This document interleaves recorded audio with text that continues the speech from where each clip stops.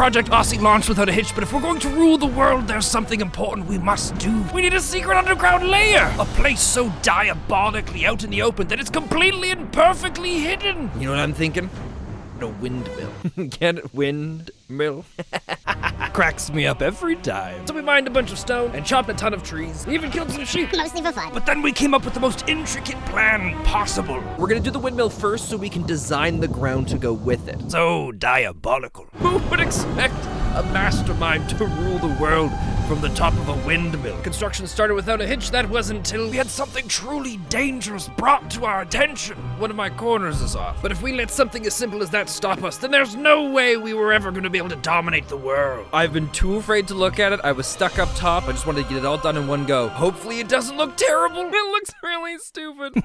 Yeah, it really did. We gotta redo the roof. And I thought it was the roof that was the whole problem. Well, we just kind of really needed to shrink down this whole spot. And then immediately the tower began to take shape. I think we're gonna take out the logs on the outside corners, and then we'll do some different wood designs to kind of connect everything together. But first we needed a pointier roof, because if the sky ever decided to fall on us, then we could say, not today. The roof should stick out a little more, shouldn't it? After a little bit of consideration, the roof was actually pretty okay. So we just went ahead and started adding a bunch of things.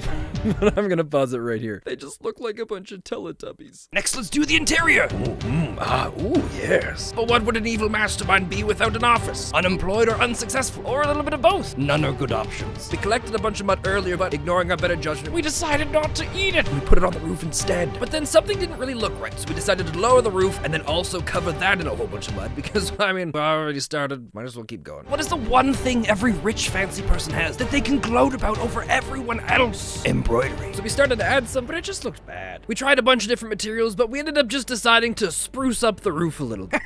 Spruce up the roof? And now we have our beautiful masterpiece of a windmill. I mean, there's still some other work we're gonna do, but I'm sure there's a lot of other blocks we're gonna discover and figure out as we move through the mod pack, so it's good enough for now. Plus, we've got some other work ahead of us, or at least we did until we streamed and we got a bunch of it done. And look at how amazing this is. We got our own little industrial section coming along, and the fences look spectacular.